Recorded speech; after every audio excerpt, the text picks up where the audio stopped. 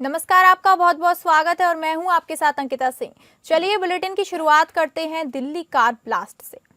Delhi Lal Qila car blast में हर पल नए खुलासे हो रहे हैं। दिल्ली में लाल किला के पास कार ब्लास्ट कैसे हुआ, किसने किया, क्या जैश का हाथ है? इन सवालों के जवाब सबूतों के साथ तलाशे जा रहे हैं। अब इस बीच दिल्ली ब्लास्ट केस में ऐसा खुलासा हुआ है जिससे जांच की पूरी दिशा ही बदल सकती है।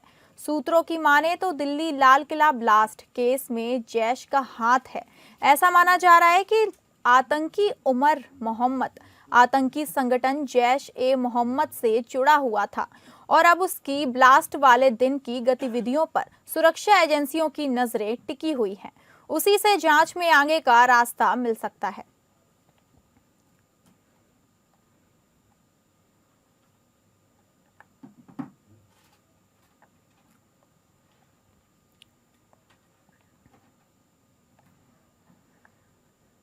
दिल्ली ब्लास्ट मामले में सबसे बड़ा खुलासा हुआ है। जांच एजेंसियों को पता चला है कि इस मामले के दोनों संदिग्धों डॉक्टर मुजम्मिल और डॉक्टर उमर ने लाल किले की रेकी की थी। डॉक्टर मुजम्मिल से पूछताछ में यह बड़ा खुलासा हुआ है। डॉक्टर मुजम्मिल और डॉक्टर उमर दोनों ने इस साल जनवरी के पहले हफ्ते में यह रेकी की थी। डॉक्टर मुजम्मिल के फोन के डंप डेटा से यह जानकारी मिली है। पूछताछ में ये भी जांच एजेंसी को पता चला कि 26 जनवरी पर लाल किले को टारगेट करना इनकी प्लानिंग का हिस्सा था।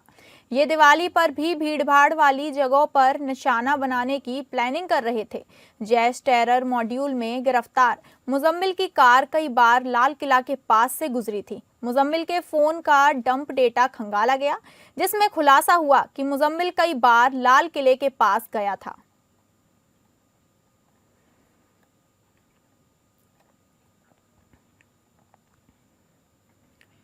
दिल्ली में ब्लास्ट के समय मुख्यमंत्री योगी आदित्यनाथ बलरामपुर के देवी पाटन मंदिर में थे। यहीं से डीजीपी, मुख्य सचिव और इन्वेस्टिलेंस के साथ वर्चुअल समीक्षा बैठक की। रात में ही काशी, मथुरा, अयोध्या के आला अफसरों के साथ बातचीत की, उन्हें दिशा निर्देश दिए।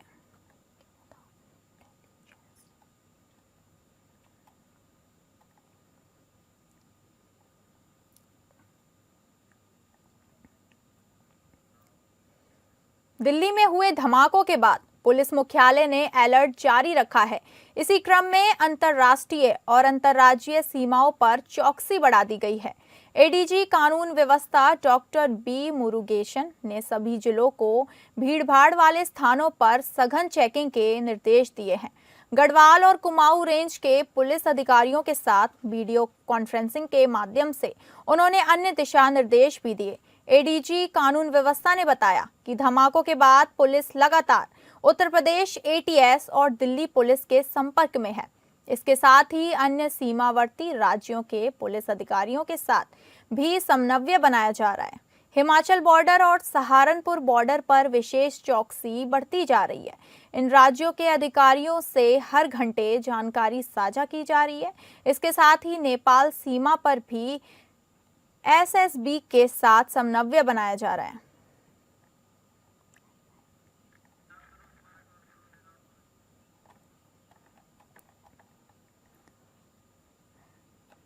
आपको बता दें, दिल्ली में हुए धमाकों के बाद पुलिस मुख्यालय ने अलर्ट जारी रखा है। इसी क्रम में अंतर्राष्ट्रीय और अंतर्राज्यीय सीमाओं पर चौकसी बढ़ा दी गई है। एडीजी कानून व्यवस्था डॉक्टर वी मुरुगेशन ने सभी जिलों को भीड़भाड़ वाले स्थानों पर सघन चेकिंग के निर्देश दिए हैं। गढ़वाल और कुमाऊं रेंज के पुलिस अधिकारियों के साथ वीडियो कॉन्फ्रेंसिंग के माध्यम से उन्होंने अन्य दिशा निर्देश भी दिए। एडीजी कानून व्यवस्था ने बताया कि धमाकों के बाद पुलिस लगातार उत्तर प्रदेश एटीएस और दिल्ली पुलिस के संपर्क में है। इसके साथ ही अन्य सीमावर्ती राज्यों के पुलिस अधिकारियों के साथ भी समन्वय बनाया जा रहा है। हिमाचल बॉर्डर और सहारनपुर बॉर्डर पर विशेष चौकसी बढ़ती जा रही है। इन राज्यों के अधिकारियों से हर घंटे जानकारी साझा की जा रही है। इसके साथ ही नेपाल सीमा पर भी एसएसपी के साथ समन्वय बनाया जा रहा है।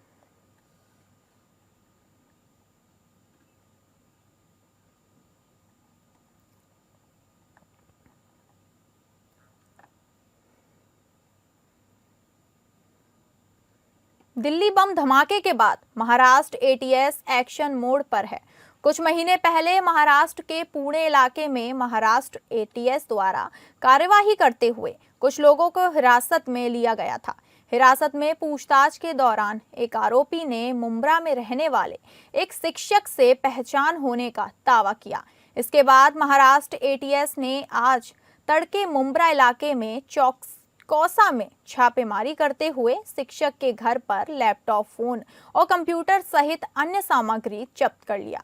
बताया जा रहा है कि अचानक महाराष्ट्र एटीएस के छापेमारी करने से टीचर को भी समझ नहीं आया कि आखिर एटीएस ने उसके घर पर कार्यवाही क्यों की। मुंब्रा में जिस शिक्षक के घर पर महाराष्ट्र एटीएस ने छापेमारी की है, उसका नाम फिलहाल पता नहीं चला।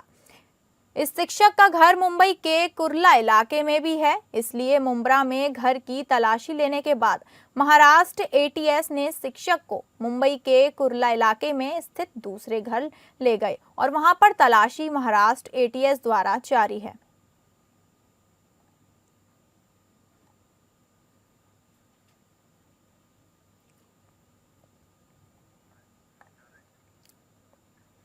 बिहार विधानसभा चुनाव 2025 को लेकर एग्जिट पोल के नतीजे आ गए हैं। एग्जिट पोल में एनडीए की सरकार बनती दिख रही है।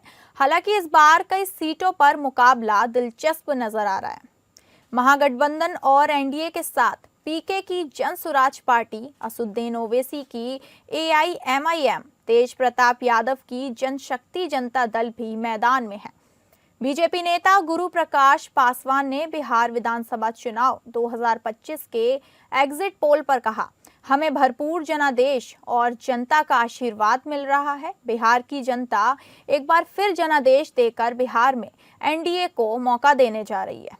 विपक्ष के नेता तेजस्वी यादव ने महागठबंधन के नेताओं, कार्यकर्ताओं को दूसरे चरण के मतदान से लेकर मतगणना तक सतर्क रहने का निर्देश दिया है।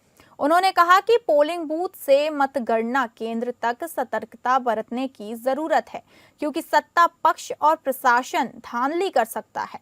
उन्होंने निर्देश दिया कि पोलिंग एजेंट मतदान के अंतिम समय लाइन में लगे हुए कुल व्यक्ति जिसे पीठासीन अधिकारी की ओर से पर्ची दी गई है, उसका पूरा विवरण रख लें। वोटिंग के बाद पीठासीन से फॉर्म 17C जरूर लें।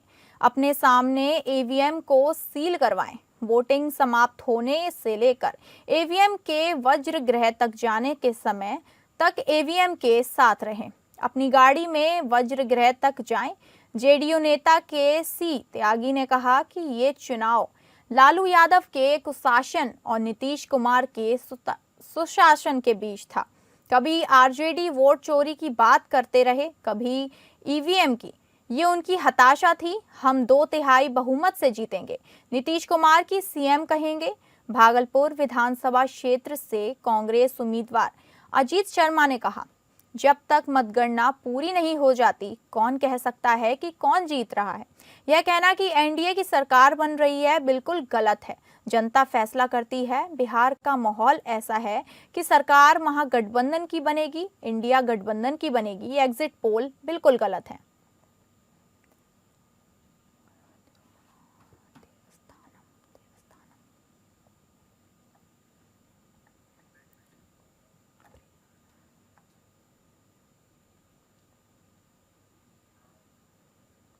आंध्र प्रदेश के तिरुमला तिरुपति देवस्थानम में चढ़ाए जाने वाले लड्डू प्रसाद में इस्तेमाल होने वाले नकली घी मामले में मंदिर बोर्ड के पूर्व प्रमुख से पूछताछ हुई है। जांच एजेंसी ने मंगलवार को तिरुमाला घी में कथित मिलावट मामले में तिरुमला तिरुपति मिलावट मामले में देवस्थानम के पूर्व प्रमुख एवी धर्म रेड्डी से पूछताछ की। दरअसल सर्वोच्च न्यायालय द्वारा गठित टीम ने जांच के दौरान पाया कि आंध्र प्रदेश में तिरुमाला के श्री वेंकटेश्वर स्वामी मंदिर में पवित्र तिरुपति लड्डू प्रसादम की तैयारी में कथित तौर पर मिलावटी घी का इस्तेमाल किया गया था। तिरुपति मंदिर के पूर्व प्रमुख एवी धर्म रेड्डी, जो टीडी के कार्यकारी अधिकारी के रूप में कार्यरत थे, मामले की विस्तृत जांच के लिए तिरुपति में एसआईटी कार्यालय के समक्ष पेश हुए, जांच एजेंसी के अनुसार टीटीडी को 2019 से 2024 तक 5 साल की अवधि में लगभग 250 करोड़ रुपए मूल्य का अनुमानित 68 लाख किलोग्राम नकली घी प्राप्त हुआ। नल्लेलोर एसीबी अदालत को सौंपी गई रिमांड रिपोर्ट में विस्तृत जांच से पता चला। प्राथमिक आपूर्तिकर्ता उत्तराखंड स्थित डेयरी ने दूध या मक्खन की एक भी बूंद खरीदे बिना इतनी बड़ी मात्रा में घी पहुंचाने में कामयाबी हासिल की थी।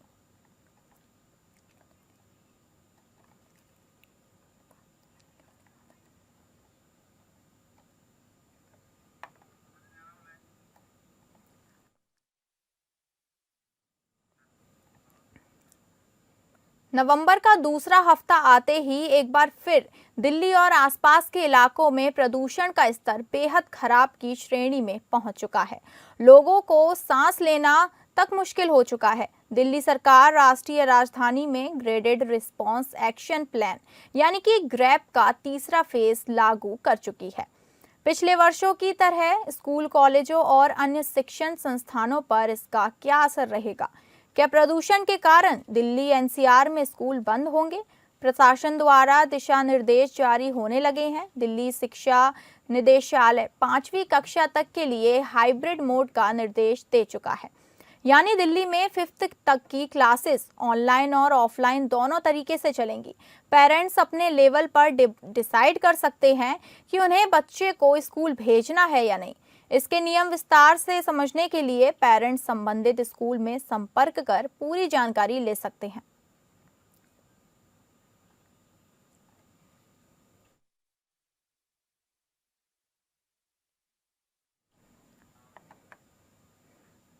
इलाहाबाद हाईकोर्ट ने कई बार अवसर देने के बावजूद रासुका में निरुद्ध व्यक्ति की याचिका पर जवाब न दाखिल किए जाने पर अपर मुख्य सचिव गृह को तलब किया है। यह आदेश न्यायमूर्ति जे मुनीर एवं न्यायमूर्ति संजीव कुमार की खंडपीठ ने गाजीपुर के शब्बीर अहमद की याचिका पर दिया है। कोर्ट ने गत 6 फरवरी से राष्ट्रीय सुरक्षा अधिनियम के तहत हिरासत में रह रहे याची की याचिका पर जवाबी हलफनामा के लिए गत 10 सितंबर को समय दिया था। 29 अक्टूबर को समय फिर बढ़ाया गया। गत 6 नवंबर को कोर्ट ने राज्य की ओर से जवाबी हलफनामा 11 नवंबर को या उससे पहले दाखिल करने को कहा। ये भी कहा कि ऐसा ना करने पर कोर्ट को अपर मुख्य सचिव गृह को तलब करने के लिए बाध्य होगा पड़ेगा। उस समय गाजीपुर के जेल अधीक्षक की ओर से जवाबी हलफनामा दाखिल किया गया। गाजीपुर के डीएम व केंद्र सरकार का जवाबी हलफनामा भी आ गया व याची की ओर से डीएम के जवाब का प्रत्युत्तर शपथ पत्र भी आ गया, लेकिन राज्य सरकार की ओर से हलफनामा दाखिल नहीं किया गया। इस पर कोर्ट ने रजिस्ट्रार अनुपालन से आदेश को सीजेएम लखनऊ के माध्यम से अपर मुख्य सचिव गृह को प्रेषित करने को कहा। रजिस्ट्रार अनुपालन उसी दिन एसीएस को आदेश प्रेषित कर दिया। इसके बावजूद अपर मुख्य सचिव गृह ने राज्य की ओर से मंगलवार तक जवाबी हलफनामा दाखिल किया। सुनिश्चित नहीं किया। कोर्ट ने इसे गंभीरता से लेते हुए अपर मुख्य सचिव गृह को 13 नवंबर को दोपहर 2 बजे व्यक्तिगत रूप से उपस्थित होने या उस समय तक यह सुनिश्चित करने की कि राज्य की ओर से अपेक्षित जवाबी हलफनामा दाखिल कर दिया गया है का निर्देश दिया।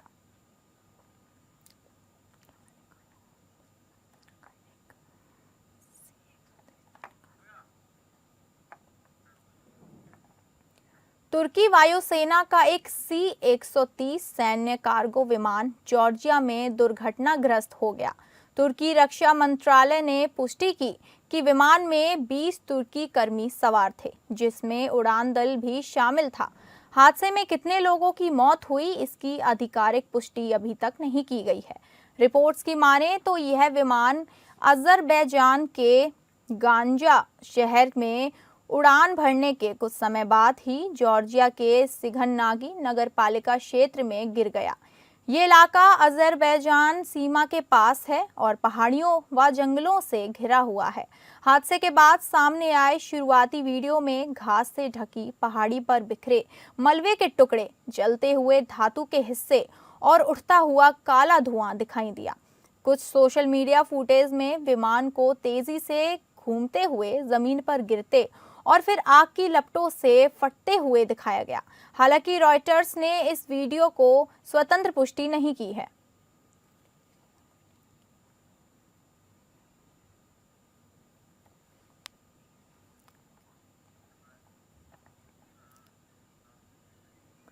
भारतीय क्रिकेट टीम का ऑस्ट्रेलिया द्वारा समाप्त हो चुका है और अब टीम इंडिया अपने घर में साउथ अफ्रीकी टीम से लोहा लेने के लिए तैयार है। साउथ अफ्रीकी टीम भारत दौरे का आगाज 2 मैचों की टेस्ट सीरीज से करेगी।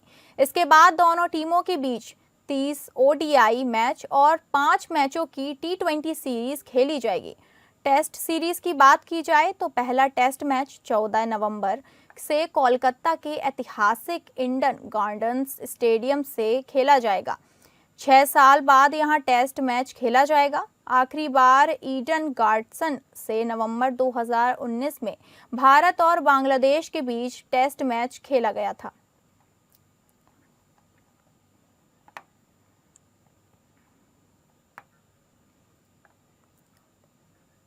श्रीलंका के पाकिस्तान दौरे का 11 नवंबर को आगाज हुआ।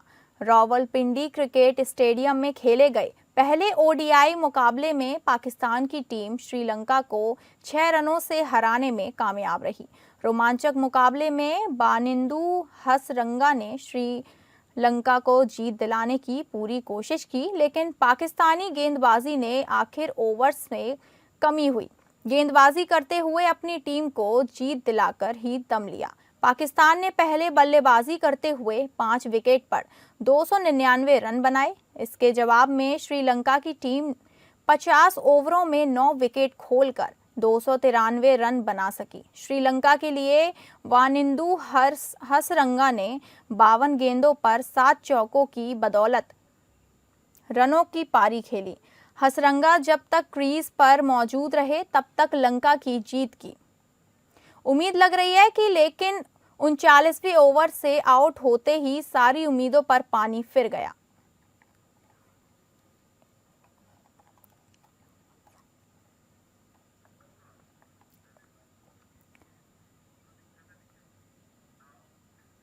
फिलहाल इस बुलेटिन में इतना ही। नमस्कार।